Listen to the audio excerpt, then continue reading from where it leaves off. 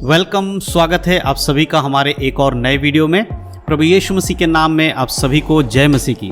दोस्तों, आज का जो हमारा ये वीडियो है, ये हर एक मसीह व्यक्ति के लिए जो प्रभु यीशु मसीह पर विश्वास करता है, बहुत ही ज़रूरी वीडियो है। जी हाँ दोस्तों, आज के वीडियो में मैं आपको कुछ ऐसी बातें बताऊंगा, कुछ ऐसी चीज़ें आपको बाइबल से दिखाऊंगा जो कि आपके जीवन में नहीं होनी चाहिए। जी हाँ दोस्तों, परमेश्वर के वचन के अनुसार जीवन जीना बहुत ज़रूरी है। आज मैं वीडियो इसलिए बना रहा हूँ क्योंकि हमारे पास बहुत सारे लोग कमेंट करते हैं और मैं आप सबका बहुत बहुत धन्यवाद करता हूं कि आप लोग हमारे वीडियोस को देखते हैं और हमारे वीडियोस के कमेंट बॉक्स में आकर कमेंट लिखते हैं। बहुत सारे लोग अपने प्रार्थना का विषय भी लिखते हैं, कुछ लोग सवाल भी लिखते हैं। तो आज मैंने कमेंट में बहुत सारे सवाल देखे, उसमें से एक सवाल को मैंने लिया है जिसे एक भाई के द्वारा दिया गया था और उनका नाम प्रवीण है। प्रवीण भाई ने एक सवाल हमसे पूछा था, उसका जवाब मैं इस वीडियो के माध्यम से देने वाला हूं। क्योंकि हम कमेंट में लिखकर भी जवाब दे सकते हैं, लेकिन अगर कमेंट में लिखकर जवाब देंगे तो लिखने में बहुत ज़्यादा समय लगता है और बहुत लंबा हो जाता है कमेंट, तो लोग पढ़ते नहीं हैं। इसीलिए हम कोशिश करते हैं कि आपके सवाल का जवाब हम कमेंट में एक वीडियो बनाकर दे दें, ताकि और भी जो लोग हैं जो हमारे वीडियोस को देखते हैं या जिन तक ये वीडियो पहुंचता है उन तक भी ये सवाल का जवाब पहुंच सके। इसीलिए आज का ये वीडियो मैं बना रहा हूं। और उनका जो सवाल है प्रवीण भाई का, उनका सवाल ये है कि एक मसीह व्यक्ति को मूर्ति पूजा करनी चाहिए कि नहीं करनी चाहिए। उसको मूर्ति पूजा या प्रसाद वगैरह के बारे में उन्होंने पूछा है, तो उससे उनके जीवन में होना चाहिए कि नहीं होना चाहिए।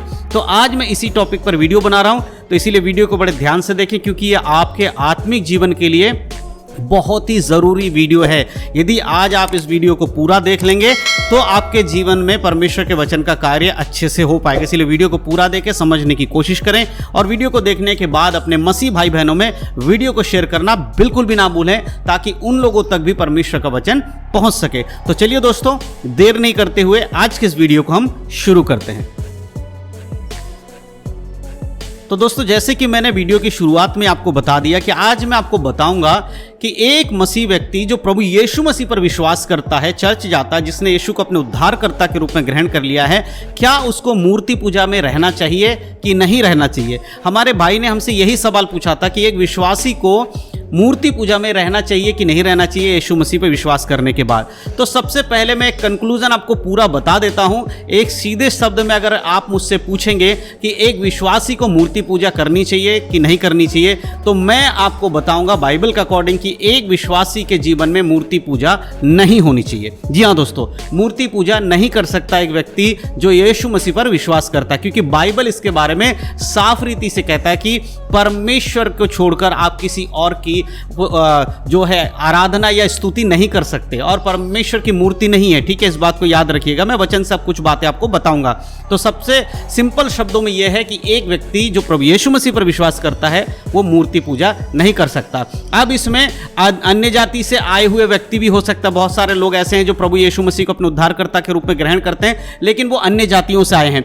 लेकिन मैं कुछ और बातें बताऊं, बहुत सारे ऐसे क्रिश्चियन लोग हैं जो कि नामधारी क्रिश्चियन लोग हैं, जो अपने आप को क्रिश्चियन कहते हैं, लेकिन वो भी मूर्ति पूजा करते हैं। आपने देखा होगा बहुत सारे चर्चों में यीशु मसीह की मूर्ति रखी होती है, मरियम की मूर्ति रखी होती है, ऐसे बहुत सारे संतों की मूर्ति रखी होती हैं, जो यीशु मसीह के चेले थे उनकी मूर्ति रखी होती है, और वे इन लोगों की भी पूजा कर रहे होते हैं। तो मैं ये कहना चाहता हूँ, सिर्फ अन्य जाति से आए हुए लोगों के बारे में नहीं है, जो क्रिश्चियन लोग भी है ना, वो भी मूर्ति पूजा नहीं कर सकते। और जो यीशु की मूर्ति की पूजा करते हैं या किसी और संत की मूर्ति की पूजा करते हैं, मरियम की मूर्ति की पूजा करते हैं, ये भी बाइबल के अकॉर्डिंग गलत है, इसको भी नहीं करना है। ये बात ध्यान रखिए। आइए मैं वचन से आपको कुछ बातें बताना चाहता हूं। अगर आप निर्गमन की किताब में आएंगे, जहां पर हम सब जानते हैं परमेश्वर ने 10 आज्ञा मूसा के द्वारा दी थी, वो 10 आज्ञा में से जो पहली आज्ञा हम देखते हैं वहां पर इस प्रकार से लिखा है। निर्गमन 20 अध्याय के अगर आप उसके 4 से लेकर 6 तक पढ़ेंगे तो वहां साफ रीति से लिखा है, मैं आपके लिए पढ़ देता हूं। वहां लिखा है, तू अपने लिए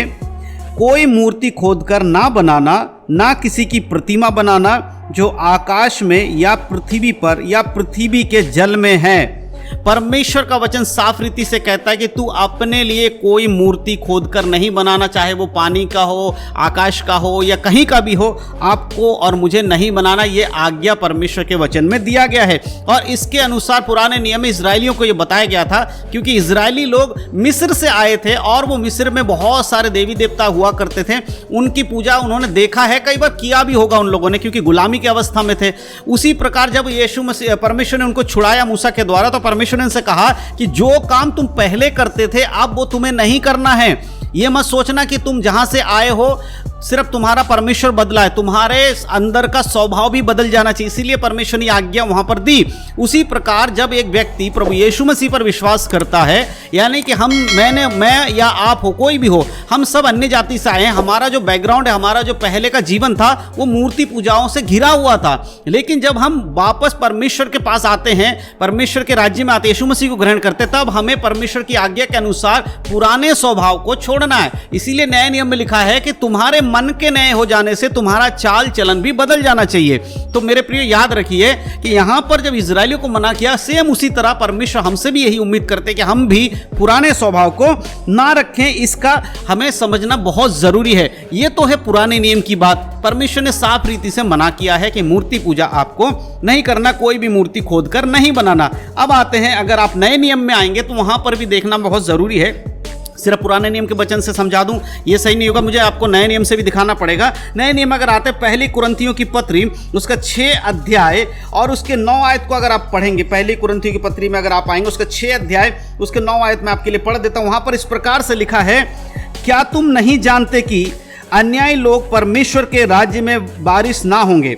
ठीक है, धोखा ना खाओ, ना वैश्यगामी, ना मूर्ति पूजक, ना परिस्थिति गमन, ना लुच्चे, ना पुरुषगामी। ये कुछ कैटेगरी परमेश्वर ने यहां पर दिया है। परमेश्वर बताते हैं ये लोग कभी भी परमेश्वर के राज्य में प्रवेश नहीं करेंगे। और इन कैटेगरी में, इन लोगों में मूर्ति पूजक का नाम भी शामिल है।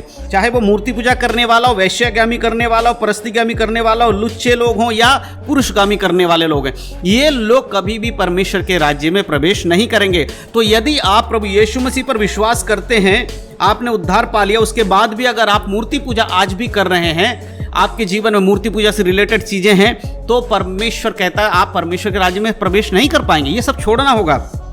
और मैं एक और वचन आपको प्रकाशित वाक्य में से दिखाना चाहता हूं कि क्या होता है मूर्ति पूजा करने वालों के साथ। जब न्याय होगा तब उनके संग क्या होगा। प्रकाशित वाक्य उसका अगर आप 21 अध्याय के 8 आयत को पढ़ेंगे तो वहां पर इस प्रकार से लिखा, मैं आपके लिए पढ़ देता हूं। परंतु डरपोकों और अविश्वासियों और घिनौनों और हत्यारों और व्यभिचारियों और टोनों और मूर्ति पूजकों और सब झूठों का भाग उस झील में मिलेगा जो आग और गंधक से जलती रहती है। यह दूसरी मृत्यु है। यहां पर परमेश्वर का वचन कहता है न्याय सिंहासन के सामने ये होगा। यहां पर बहुत सारे लोगों के नाम लिए गए, व्यभिचारियों के बारे में कहा, घिनौनों के बारे में, टोना जादू टोना करने वाले, झूठ बोलने वाले, उसमें मूर्ति पूजकों के बारे में भी कहा गया है जिनको नरक में डाला जाएगा। अगला वचन 22 अध्याय, प्रकाशित वाक्य में 22 अध्याय के अगर आप 15 आयत को पढ़ते हैं तो वहां पर देखिए क्या लिखा। वहां लिखा है, पर कुत्ते और टोने और व्यभिचारी और हत्यारे और मूर्ति पूजक और हर एक झूठ का चलने वाला और गढ़ने वाला बाहर रहेगा, परमेश्वर के राज्य से बाहर रहेगा। मूर्ति पूजक भी इसमें शामिल है। इसीलिए यदि आप प्रभु यीशु मसीह पर विश्वास करते हैं, आपका नया जन्म हुआ है, आपने पानी का बपतिस्मा भी ले लिया है, उद्धारकर्ता के रूप में यीशु मसीह को ग्रहण भी कर लिया है, तो याद रखिए आप मूर्ति पूजा नहीं कर सकते। आपको सिर्फ परमेश्वर पर विश्वास करना होगा, यीशु मसीह पर विश्वास करना होगा, पवित्र आत्मा पर विश्वास करना होगा, परंतु संसारिक जो रीति रिवाज है उससे आपको अलग रहना होगा। तो मैं विश्वास करता हूं जो प्रवीण भाई ने सवाल पूछा था और साथ साथ आप लोगों ने जो वीडियो देखा, मैं विश्वास करता हूं आपको समझ में आया है कि यदि आप यीशु पर विश्वास कर लेते हैं, इसीलिए अब आपका परमेश्वर यीशु है। पुरानी बातें सब खत्म हो चुकी है, बीत चुकी हैं। अब आपको सिर्फ यीशु पर विश्वास करना है। इसीलिए अगर आपके जीवन में मूर्ति पूजा है, पुरानी चीजें हैं, तो उसे आज ही त्याग दीजिए। ये परमेश्वर के वचन के विरोध में है। ये बात हमेशा याद रखें।